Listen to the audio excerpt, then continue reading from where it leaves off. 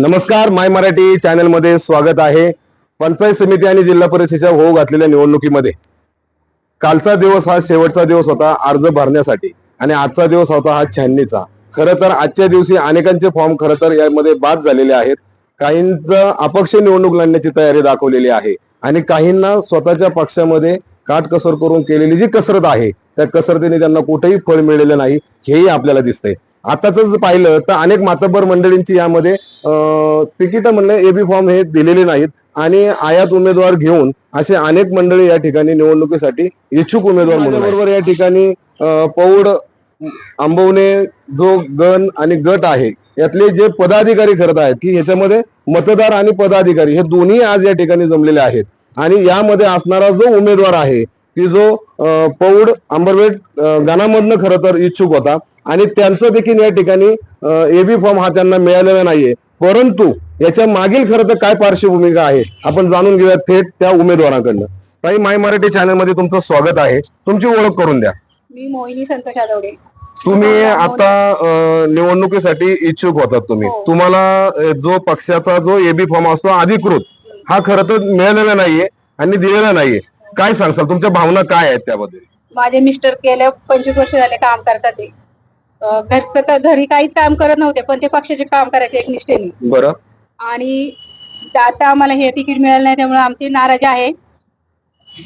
खरं तर भावना अनावर होत आहेत कारण त्यांनी केलेल्या कामाला कुठेतरी फळ मिळालेलं नाहीये. आपण जाणून घेऊया थेट त्यांच्याकडनं. तुमची ओळख करून द्या. नमस्कार, मी संतोष पंडित आदवडे. बरं. गावासला माली. तुमच्याकडे पक्षाची कुठली जबाबदारी आहे तुमच्याकडे? आता मी सध्या उप तालुका प्रमुख पदावरती आहे. किती वर्ष तुम्ही सेनेमध्ये काम करताय? आमच्या माल्यामध्ये आमच्या गावात बरं 1986 ला शाखा स्थापन झाली. बरं. त्यावेळेस माझे बंधू कैलासवासी विजय पंडित आदवडे ही शाखा प्रमुख, पहिली शाखा प्रमुख होते. बरं. त्यानंतर त्यांनी आम्हाला तो मार्ग दाखवून दिला. त्यावेळेस आम्ही झेंडा हातात घेतलेला आहे. नंतर माझं शिक्षण झालं. 1997 पासून तो झेंडा तसं हातात घेतला, तेव्हापासून मी काम करतोय. झाला तुम्ही त्याच ठिकाणी आहात. हो. स्थलांतरित का केलं नाही? नाही, काय निष्ठा आहे. बाळासाहेबांचे विचार होते. बाळकडू पिलेला सैनिक आहे मी. खरं बाळकडू आणि बाळासाहेबांचा तुम्ही आज या ठिकाणी उल्लेख केलेला आहे. मला सांगा, आज त्याच बाळकडूचं आणि त्याच निष्ठेचं फळ तुम्हाला मिळालं का? नाही ना. आज जे बाळासाहेबांचे विचार होते त्यावेळेस जे त्या पक्षामध्ये जे लोक होते, पदाधिकारी जे वरचे होते, ते आता ते त्यावेळेस सारखे राहिलेले नाहीये. वेळेला निवडणूक प्रक्रिया होते त्याच वेळेला यावेळेला देखील तीच प्रक्रिया झालेली आहे की मुलाखती घेतल्या जातात. त्या मुलाखतीमधनं तुम्हाला काय असा शब्द दिला होता का? आता हा ज्या मुलाखती झाल्या त्यावेळेस आम्हाला सगळ्या गोष्टी विचारल्या, त्याप्रमाणे आम्ही उत्तरं पण नसे दिली, सर्व गोष्टी सांगितल्या. त्यानंतर आम्ही ज्यावेळेस काही विषय झाला की आम्ही 7 जण आम्ही या गणामध्ये इच्छुक होतो. आम्ही साथीचा पाठिंबा घेऊन आम्ही पक्षाकडे गेलो होतो. त्यावेळेस आम्हाला असं विचारण्यात आलं किंवा तुम्ही निवडून येणार, कसे काय येणार ते पहिलं आम्हाला सांगा. ज्यावेळेस आम्ही तिथे गेलो त्यावेळेस आम्हाला तिथे पैशाची विचारणा करण्यात आली की तुमच्याकडे पैसे किती आहेत निवडणूक लढवायला. बरं. मग आता पण आम्ही जे एक निष्ठेने राहिलो की निष्ठा कशाबरोबर खायची ह्या मला त्यावेळेस कळलं, ज्यावेळेस आम्हाला पैसे विचारले त्यावेळेस. आम्ही पैसे दिले नाहीत म्हणून आम्हाला आमचं तिकीट कॅन्सल झालं. बरं, तुमचं एबी फॉर्म जो रद्द करण्यात आला किंवा तुम्हाला दिला तो नक्की दिला कोणाला? ज्यावेळेस आम्ही सांगितलं होतं पक्षाला, आम्ही पत्रव्यवहार केला होता पक्षाबरोबर की आम्ही 7 जण इच्छुक आहे तिथं आणि आम्ही ह्या गणातले आहोत. आम्ही 7 पैकी आम्ही तुम्हाला एक नाव देऊ, आम्हाला त्याचं तिकीट पाहिजे. पक्षाने ते न करता दुसऱ्या गणातील व्यक्ती आमच्या गणात टाकला आणि आता विषय असा झालेला आहे की झडपीचे उमेदवार आंबेडकर गणातला, दुसऱ्या गणातला, आणि तोच पंचायत समितीचा तिथलाच उमेदवार आमच्या गणामध्ये टाकला, आंबेडकर गणातला. आता हा गण अख्खा मोकळा झालेला आहे इकडं. ते आम्ही कोणाच्या मागे जायचा असा विषय झालेला आता. त्यासाठी आता आम्ही एक निर्णय घेणार आहे आता सर्वमुखाने की जो आम्हाला हक्काचा उमेदवार पाहिजे ना, आम्ही जो सांगत होतो त्यासाठी आम्ही अपक्ष लढणार. हे आता फक्त कार्यकर्त्याकडनं मी भावना व्यक्त करून घेणार आहे, जाणून घेणार त्यांच्या, त्याप्रमाणे पुढे कामाला लागणार. आज जर पाहिलं तर आयात आणि निर्यात ह्या राजकारणामध्ये या नव्याने गोष्टी नाहीत. निवडणूक आले की बेडूकुडी ही येतच आणि ह्याच पद्धतीने यांच्याही वरती हीच वेळ आलेली आहे. परंतु आपल्याकडं खरं ज्या अर्थाने धरण भागाचं जे नेतृत्व करतात, शिवसेनेचं जे नेतृत्व करतात, अशी व्यक्ती आपल्या बरोबर या ठिकाणी आहेत. आपण जाणून घेऊयात त्यांच्याकडे. आज तुम्ही धरण भागाचं नेतृत्व करतात आणि पक्षाची एक मोठी जबाबदारी तुमच्यावरती आहे. तुम्ही या निवडणूक प्रक्रियेमध्ये गाफील राहिला असं म्हणावं लागेल का? आम्ही गाफील राहिलोच नाही. पक्ष संघटनेशी कायम आमचा संवाद होता, ते नेते मंडळींशी आमचा संपर्क होता. शेवटपर्यंत आम्ही 7 जण जे इच्छुक उमेदवार उभे केले होते, या इच्छुकांनी सर्वांचं एकमत करून मोहिनी संतोष आदवडे यांचं नाव सुचवलं होतं. वरती मुंबईला जाऊन सुद्धा या नावावर जवळजवळ शिक्कामोर्तब झालं होतं आणि आम्हाला एक संदेश देण्यात आला की तुम्ही कामाला लागा. त्या तयारीनं मुंबईहून आम्ही इथं आलो आणि एका रात्रीमध्ये हा एबी फॉर्म जो ज्या गणात मतदार नाही, ज्या गणात राहायला नाही, अशा महिलेस तो दिला गेला आणि त्यामुळं नाराज होऊन आजचा आम्ही सर्वांनी मुखाने निर्णय घेतलाय की मोहिनी संतोष आदवडे ह्याच खऱ्या अर्थानं जनतेच्या मनातील, कार्यकर्त्यांच्या मनातील उमेदवार आहेत. आणि त्यांनी आतापर्यंत त्यांच्या मिस्टरने आतापर्यंत गेले 25 वर्ष आम्हाला साथ दिलेली. असंख्य कार्यकर्ते त्या ठिकाणी एक फळी तयार केली होती, ती फळी आज नाराज झालेली आहे आणि या नाराजीचं रूपांतर पक्ष संघटनेवर होणार हे मला दिसत असताना, परंतु पक्षाची निष्ठा किती वर्ष ठेवायची, गेले 38 वर्ष पक्ष संघटनेचं काम करताना आमच्या घरच्या संसारावर आम्ही तुळशीपत्र ठेवलं, परंतु एवढं करून देखील आयात उमेदवार आमच्यावर जर लादला जात असेल तर आम्ही त्यांची उमेदवारी कायम ठेवण्याच्या विचारात. भले ते वंदनीय बाळासाहेब ठाकरे हे तुम्हाला नावाशी ओळखत होते, तरी देखील आज तुमची तिथं वर्णी लागली नाही का?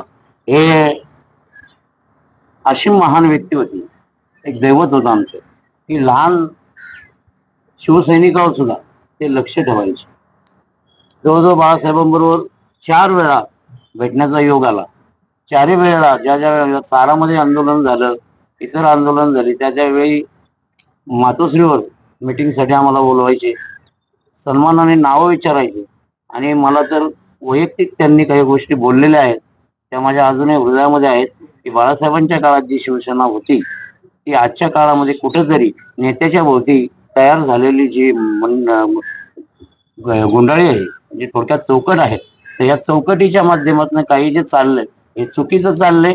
इथं तालुका प्रमुख नेमला जातो, इथं जिल्हा प्रमुख नेमला जातो, इथं संपर्क प्रमुख नेमला जातो, इथं निरीक्षक येतात, इथं संपूर्ण यंत्रणा राबवली जात असताना तुम्ही ज्या नेत्यांचा या मतदारसंघाशी काही संबंध नाही, ज्या नेत्याचा या जिल्ह्याशी काही संबंध नाही, अशा मंडळींचं ऐकून उमेदवारी दुसऱ्यांनाच देता, की थोडक्यात एका दुसऱ्या माणसासाठी चांगल्या माणसाचा बळी द्यायचा, हे त्या चौकडीने काम करतंय. आणि म्हणून आजच्या घडीला पक्षाला जे काही पाहिजे ते यश मिळत नाही. नवीन प्रथा पडली की मागच्या दाराने जाऊन उमेदवारी आणायची, ही पद्धत चुकीची आहे, एवढं मला या ठिकाणी. बाळासाहेबांचं एक वाक्य होतं, शिवसेना ही कुणाच्या बापाची नाही, जोपर्यंत शिवसैनिक जिवंत आहे तोपर्यंत माझी शिवसेना जिवंत राहणार आहे. हे आजच्या घडीला तुम्हाला एक वरिष्ठ मोर्शी तालुक्याचे नेते म्हणून मान्य आहे का? मला नक्कीच मान्य आहे, कारण बाळासाहेबांनी जे रोपटं लावलंय त्याचा वटवृक्ष झाला आणि त्या वटवृक्षाचं आज जे काही फांद्या इकडे तिकडे होताना दिसत आहेत त्यावेळेला आमच्या डोळ्यातनं अक्षरशः पाणी येतं की बाळासाहेबांचा एक जो धाक होता, प्रेमाचा धाक आणि प्रेमाने जवळ घेण्याची आपुलकी होती, आजच्या घडीला मातोश्रीवर जाणं सुद्धा आम्हाला हे तिथपर्यंत पोहोचू दिलं. उमेदवाराच्या पाठीमागं शिवसैनिक म्हणून उभे राहणार आहात का मतदार म्हणून उभे राहणार? मी सर्वप्रथम शिवसैनिक आहे आणि आतापर्यंत 38 वर्ष कार्य केलेलं आहे, परंतु कार्यकर्त्याला न्याय मिळावं या भावनेतून मी स्वतः मोहिनी संतोष आदवडे यांच्या पाठीशी खंबीरपणे उभा राहणार. आज तुमच्या बरोबर जे तुमचे सवंगडी आहेत हे सगळे शिवसेनेचे पदाधिकारी आहेत, परंतु तुम्ही तुमच्या पदाचा वापर करून ह्या उमेदवारांना पाठिंबा देऊ शकता का? का तुम्ही राजीनामा देऊन ह्या उमेदवारांना पाठिंबा देणार आहात? तसं मला काल चीड येऊन मी राजीनामा माझा वरिष्ठांकडे पाठवलेला आहे, बरं, परंतु आज आम्ही कार्यकर्त्यांचं कारण मी कार्यकर्त्यांमधूनच तयार झालेलो आहे.